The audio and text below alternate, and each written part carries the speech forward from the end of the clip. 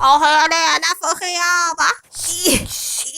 بتتخيلي هو الحاجات دي ليه؟ عشان هو ايمو. طب وانا عشان مش ايمو تبهدليني كده؟ ده انت شارية المحل كله.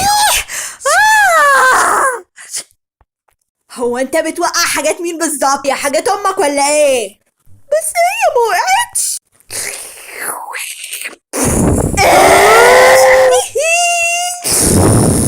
يخرب بيت كده، مش قلتلك ما توقعش الحاجه؟ دلوقتي لو كسروا او حصل لهم حاجه بيلي بيلي ما تجيبيش مدرسة بجد كتير. اصلها فلوسك هي. يا جزمة يا حمار يا دادي اي اصلا مش مهتمه بسبب الحاجات دي، انا مهتمه بسبب انك جزمه وقعتهم وانا قلتلك ما توقعهم. يا حاجه وات داري بيكلمني بيقول لي ان انا اتاخرت.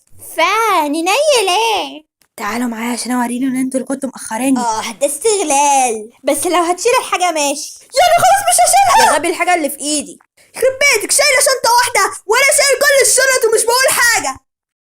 ايوه ما انا لاري. يخرب بيت كده وانا هشيلهم كمان. يلا بينا يا طار. مايكرويف اديت.